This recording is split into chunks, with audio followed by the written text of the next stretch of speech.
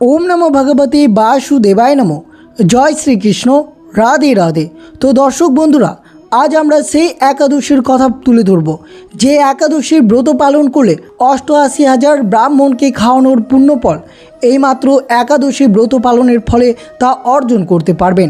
সেই একাদশী হচ্ছে এই যোগিনী একাদশী। যদি আপনি ৮৮,০০০ ব্রাহ্মণকে ভোজন করানোর সমান পুণ্যফল ঘরে বসে পেতে চান তবে অবশ্যই আপনারা এই একাদশী ব্রতটি ২০২৬ 10ই জুলাই এবং 11ই জুলাই এই দুই দিন ব্রতটি পালিত হচ্ছে। তবে আপনারা যদি সাধ্যমতে এই ব্রতটি পালন করতে চান তাহলে অবশ্যই 10ই জুলাই পালন করবেন, এবং যদি বৈষ্ণব মতে পালন করতে চান তাহলে 11ই জুলাই শনিবার এই যোগিনী একাদশী আপনার হাতের মুঠোর মধ্যে একটি বিশাল সুযোগ আনতে চলেছেন। শাস্ত্রে বলা আছে যোগিনী একাদশীর দিন আমাদের অজান্তেই করা একটি ভুল, আমাদের বাড়ি থেকে দেওয়া একটি সামান্য বস্তু আমাদের ভাগ্যকে উল্টে দিতে পারে। শাস্ত্রে সেই ভয়ঙ্কর সত্যিগুলো এবং এই যোগিনী একাদশী চলমান সেই 5টি জিনিস যা আপনাকে আগামীকাল বাড়ি থেকে বের করতে বারণ করা হয়েছে, অর্থাৎ বাড়ি থেকে এই 5টি জিনিস কাউকে দান করা এড়িয়ে চলবেন। অর্থাৎ ভুলেও এই যোগিনী একাদশী চলমান আপনারা বাড়ি থেকে 5টি জিনিস কাউকে কখনো দেবেন না। দর্শক বন্ধুরা, আজকের এই ভিডিওর মূল বিষয় হচ্ছে যে এই যোগিনী একাদশী চলমান কোন কোন 5টি জিনিস আপনারা বাড়ি থেকে দান করবেন না, এবং এই ব্রতটি কিভাবে পালন করলে ৮৮,০০০ ব্রাহ্মণকে ভোজন করার পুণ্যফল আপনারা সহজেই লাভ করতে পারবেন, এবং এই একাদশী কবে পালন করবেন এবং এই একাদশীর ব্রতকথাটি কী রয়েছে সেই সব রহস্য ফাঁস করব আজকের ভিডিওটি। যারা তাদের পরিবারে উন্নত চান তারা এই ভিডিওটি একটি মুহূর্তের জন্য স্কিপ করবেন না। আপনার জীবনের সবচেয়ে গুরুত্বপূর্ণ 10 মিনিট হতে চলেছে এটি। সামান্য ভুলে আপনার বছরের সব পুণ্য শেষ হয়ে যেতে পারে, আপনি সেই পুণ্যের অংশীদারী হন। চলুন শুরু করি আজকের এই পবিত্র যাত্রাটি।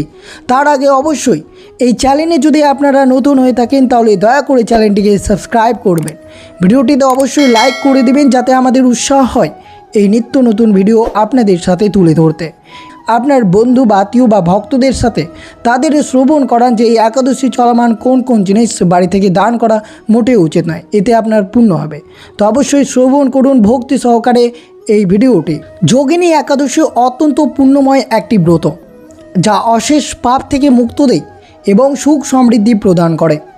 ২০২৬ সালের আষাঢ় মাসের কৃষ্ণপক্ষের যোগিনী একাদশী পালনের সঠিক সময় হলো 11ই জুলাই শনিবার। অনেকেই 10ই জুলাইয়ের কথা ভাবছেন, কারণ 10ই জুলাই সূর্যোদয়ের পর থেকে একাদশী তিথি শুরু হচ্ছে, কিন্তু বৈষ্ণব এবং শাস্ত্রীয় নিয়ম অনুযায়ী উদয়া তিথি বা যেদিন সূর্যোদয়ের সময় একাদশী তিথি বিদ্যমান থাকে সেই দিন ব্রত পালন করা শ্রেয়। 11ই জুলাই সূর্যোদয়ের সময় একাদশী তিথি থাকায় এই দিন উপবাস রাখা এবং 12ই জুলাই পালন করা শাস্ত্রমত। দর্শক বন্ধুরা, আপনারা জানেন কেন এই ব্রত স্বয়ং ভগবান শ্রীকৃষ্ণের প্রিয়? ৮৮,০০০ ব্রাহ্মণের পুণ্যলাভের গোপন রহস্য কী রয়েছে? সনাতন ধর্মের প্রতিটি একাদশীর আলাদা মাহাত্ম্য আছে, কিন্তু এই আষাঢ় মাসের কৃষ্ণপক্ষের যোগিনী একাদশী কেন এত বিশেষ? কেন বলা হয় এই একাদশী পালন করলে মানুষের সমস্ত পাপ থেকে মুক্ত পায় এবং সে সঙ্গে ৮৮,০০০ ব্রাহ্মণকে ভোজন করানোর সমান পুণ্য অর্জন করে? যোগিনী একাদশী মানেই হলো আত্মিক শুদ্ধ। ব্রহ্মবৈবর্ত পুরাণে স্বয়ং শ্রীকৃষ্ণ অর্জুনকে এই একাদশীর কথা বলেছিলেন। মানুষ অনিচ্ছাকৃতভাবে এবং অজ্ঞাতবশত যে পাপগুলো করে ফেলে এই ব্রত পালন করলে সে সকল পাপ থেকে আত্মা মুক্ত পায়। এটি যেন নদীর জলের মতো পবিত্র, যা আমাদের মনের সমস্ত পাপ ধুয়ে মুছে পরিষ্কার করে দেয়। শাস্ত্রে বলা আছে যারা শারীরিক কষ্ট বা রোগ ব্যাধিতে জর্জরিত তাদের জন্য যোগিনী একাদশী পরম ঔষধ। ভগবানের চরণে অটল বিশ্বাস রাখলে শারীরিক ও মানসিক আরোগ্য লাভ করা যায়।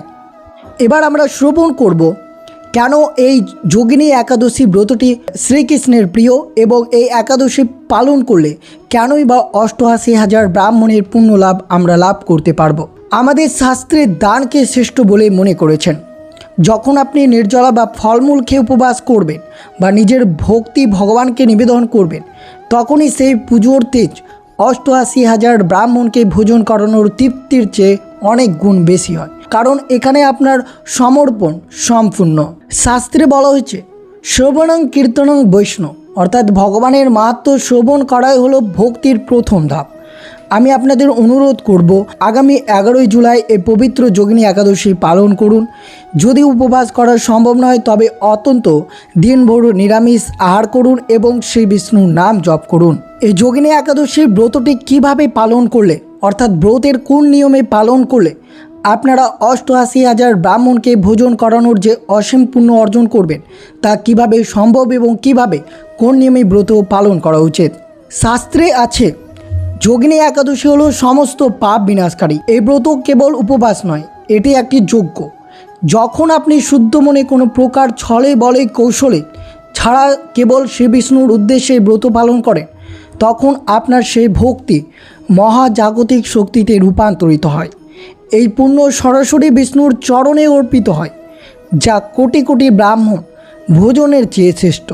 আপনার আত্মা তখনই পবিত্র হয়, আর পবিত্র আত্মাই হলো ভগবানের শ্রেষ্ঠ বাসস্থল। তাহলে অবশ্যই 8টি ধাপে ভক্তি নিয়মের পূর্ণতা শ্রবণ করুন। দর্শক বন্ধুরা, এবার শ্রবণ করুন এই ব্রতকে কিভাবে একটি মহাযজ্ঞের রূপ দিবেন। ব্রতের দিন সকালে স্নানের জলে গঙ্গা বা পবিত্র নদীর নাম স্মরণ করে স্নান করবেন। মনে মনে বলবেন, হে নারায়ণ, আজ আমি যোগিনী একাদশীর ব্রত পালন করেছি। আমার সকল অহংকার বিসর্জন দিয়ে তোমার চরণে এই ব্রত উৎসর্গ করলাম। দ্বিতীয় প্রহর অগ্র প্রদান করবেন। একটি তামার পাত্রে জল, তুলসী, মঞ্জরি, চন্দন দিয়ে শ্রী বিষ্ণুকে অগ্র দেবেন। মনে রাখবেন 88,000 ব্রাহ্মণের পুণ্য পেতে হলে আপনার মনে দয়া থাকতে হবে। তৃতীয় প্রহর দান বা সেবার মন্ত্র। দান মানে শুধু অর্থ নয়। এই দিন অত্যন্ত একটি ক্ষুধার্ত প্রাণীকে অন্ন বা অন্নমূল দান করুন। মনে রাখবেন দরিদ্রের মুখে অন্ন তুলে দেওয়া মানেই স্বয়ং ভগবানকে সেবা করা। এটাই হলো 88 ব্রাহ্মণ ভোজন আধুনিক ও শ্রেষ্ঠ রূপ। চতুর্থ প্রহর সারাদিন কোনো কটু কথা বা পরনিন্দা করবেন না। ওম নমো ভগবতে বাসুদেবায় এই মহামন্ত্রটি মনে মনে জপ করতে থাকুন। পঞ্চম প্রহর ব্রহ্ম মুহূর্তের চেতনা। এদিন কোনো সাধারণ খাবার গ্রহণ না করে শুধু ফলমূল, দুধ গ্রহণ করুন। শরীরকে লঘু রাখুন যাতে মন ভগবানে স্থির থাকে। ষষ্ঠ প্রহর সম্ভব হলে সামান্য প্রদীপ জ্বালিয়ে বিষ্ণুর সামনে বসুন। আগুনের পবিত্রতা আপনার চারপাশের নেতিবাচক শক্তিকে দূর করবে। সপ্তম প্রহর আমাদের এই চ্যানেলের মাধ্যমে বা অন্য যে কোনো মাধ্যমে যোগিনী একাদশীর মাহাত্ম্য কথাটি অত্যন্ত 3 বার শ্রবণ করবেন। শ্রবণের ভিতরে অসীম শক্তির বীজ নিহিত হবে। অষ্টম প্রহর যে সকল ভক্ত 10ই জুলাই শুক্রবার ব্রত পালন করেছিলেন তারা 11ই জুলাই শনিবার ব্রতের পালন করবেন। যে সকল ভক্তরা 11ই জুলাই শনিবার ব্রত পালন করবেন তারা 12ই জুলাই সকালের শুভ মুহূর্ত এবং ভগবানের ভোগ দেওয়া অন্ন গ্রহণ করে ব্রত ভঙ্গ করবেন। পালনের সময় মনে মনে প্রার্থনা করবেন, হে প্রভু, আমার এই ক্ষুদ্র প্রয়াসকে তুমি গ্রহণ করো। যদি আপনারা এইভাবে ব্রতটি পালন করেন তবে আপনি 88,000 ব্রাহ্মণের পুণ্য ফল লাভ করতে পারবেন। আর অবশ্যই এই একাদশী চলমান আপনারা কোন কোন জিনিস বাড়ি থেকে দান করা এড়িয়ে চলবেন। এই জিনিসগুলো দান করলে কোনো মতেই আপনারা এই 88,000 ব্রাহ্মণের পুণ্য ফল লাভ করতে পারবে না, তাই বিশেষ করে শ্রবণ করুন। দর্শক বন্ধুরা, এবার আমি আপনাদের বলবো এমন কিছু জিনিসের কথা যা যোগিনীর একাদশীর দিন ভুল করেও কাউকে দান করবেন না। আমরা অনেক সময় না জেনে ভালো কাজ করতে গিয়ে উল্টে ভুল করে বসি। শাস্ত্রে একে বলা হয় বিপরীত দান, যা আপনার উপবাসের সমস্ত পুণ্যকে ছাই করে দিতে পারে। কেন এই জিনিসগুলো দান করবে না তার তাৎপর্য সব কিছু আপনাদের বিস্তারিতভাবে শ্রবণ করানো হবে। প্রথমে যেটি রয়েছে শস্য বা পঞ্চশস্য। যোগিনী একাদশীর মূল ব্রত হলো অন্ন ত্যাগ করা। যেদিন আপনি নিজে অন্ন গ্রহণ করছেন না সেদিন অন্য কাউকে অন্ন বা দানা শস্য দান করা মানে আপনার সেই ব্রতের পবিত্রতা লঙ্ঘন করা। একাদশীর দিন শস্য দান করা সরাসরি শ্রী হরির চরণে অপরাধ হিসেবে গণ্য করা হয়। তাই ভুল করে যোগিনী একাদশীর দিন পঞ্চরূপী শস্য কাউকে দান করবেন না। দ্বিতীয়ত, লোহার সামগ্রী বা ধারালো বস্তু। লোহা হলো সোনের ধাতু। শাস্ত্রে বলা হয়েছে এই যোগিনী একাদশীর পবিত্র তিথিতে কোনো প্রকার ধারালো বা লোহার বস্তু দেওয়া মানে হলো নিজের জীবনে অশান্তিকে আমন্ত্রণ জানানো। এটি করলে আপনার পরিবারের শান্তি বিঘ্নত হতে পারে এবং আপনার আর্থিক শ্রীবৃদ্ধিতে বাধা আসতে পারে। একাদশীর দিন মনকে রাখতে হয় শান্ত, নম্র, তাই ধারালো বস্তু দান করা বা দেওয়া একবারে নিষিদ্ধ। তৃতীয়টি রয়েছে ঝাড়ু বা পরিষ্কার সামগ্রী। আমরা অনেকেই ঝাড়ুকে মা লক্ষ্মীর প্রতীক বলে মনে করি। এই যোগিনী একাদশীর দিন ঘর থেকে ঝাড়ু কাউকে দেওয়া বা দান করা মানে হলো নিজের ঘরের লক্ষ্মীকে অন্য বাড়িতে পাঠিয়ে দেওয়া। এর তাৎপর্য কি? এতে বাড়ির সমৃদ্ধি কমে যায় এবং আর্থিক টান পোড়ানো শুরু হয়। তাই এই দিনে ঝাড়ু দান থেকে বিরত থাকতে হবে। চতুর্থ, কালো রঙের কাপড় বা সামগ্রী। একাদশীর দিন কালো রং অশুভ শক্তির প্রতীক হিসেবে ধরা হয়। কালো রং নেতিবাচকতাকে আকর্ষণ করে। এই দিন যদি আপনি কাউকে কালো কাপড় বা কালো রঙের কোনো সামগ্রী উপহার দেন, তবে সেই নেতিবাচক শক্তি আপনাদের সম্পর্কের মধ্যে দূরত্ব তৈরি করতে পারে। বরং এই দিন হলুদ বা সাদা রঙের পবিত্র কিছু দান করার চেষ্টা করবেন। সবশেষে রয়েছে নিজের ব্যবহৃত পুরনো বস্তু। সবচেয়ে গুরুত্বপূর্ণ দান হতে হবে শুদ্ধ। অনেক নিজেকে পুরনো কাপড় বা ব্যবহৃত জিনিস অবহেলা করে দান করে দেন। মনে রাখবেন, ভগবান বা ব্রাহ্মণকে দান করার অর্থ হলো নিজের শ্রেষ্ঠ জিনিসটি উৎসর্গ করা। পুরনো বা অকেজো জিনিস দান করা হলো অসম্মানজনক দান, যার ফলে কোনো ফল পাওয়া যায় না, বরং এটি আমাদের অহংকারকে বাড়িয়ে দেয়। তাই ছোট্ট ভুল কারণেই তাদের সারা বছর উপবাস নষ্ট করুন। তাই দয়া করে এই নিয়মগুলো একটু মনে রাখবেন। তো অবশ্যই শ্রবণ করলেন এই যোগিনী একাদশীর দিন কোন কোন জিনিস দান করা থেকে আপনাদেরকে এড়িয়ে চলবেন। আর সবশেষে অবশ্যই বিস্তারিতভাবে শ্রবণ করবেন এই যোগিনী একাদশীর ব্রত কথাটি।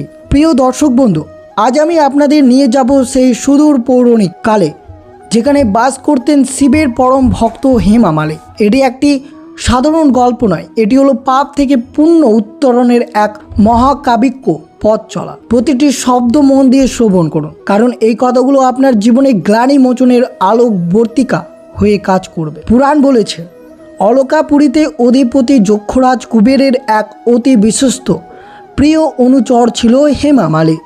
হেমা মালিনীর শিব ভক্তির কথা স্বর্গ মর্ত জুড়ে সুবিদিত ছিল। প্রতিদিন সে মানস সরোবরের শীতল ও নির্মল জল থেকে কলস পূর্ণ করে আনত আর নিয়ে আসতো সদ্য ফোটানো সুগন্ধি শতদল পদ্ম। শিবের আরাধনায় তার ছিল অকৃত্রিম নিষ্ঠা। কিন্তু কালের কি নিঠুর খেলা! একদিন নিজের রূপসী পত্নীর মায়াজালে আবদ্ধ হয়ে সংসারের মোহমুগ্ধতায় সে বিস্মিত হলো তার পরম কর্তব্য। সূর্য যখন মধ্য গগনে, তখন হেমা মালিনীর চেতনা ফিরল। সে ভীতত্রস্ত হৃদয়ে ছুটে গেল রাজ দরবারে, কিন্তু ততক্ষণে অনেক দেরি হয়ে গেছে। ক্রোধে অগ্নিশর্মা কুবের তার দিকে দৃষ্টিপাত করে বর্জ্য কঠিন কণ্ঠে অভিশাপ দিলেন, রে মিরো, শিবের সেবায় অবহেলা করেছিস তুই।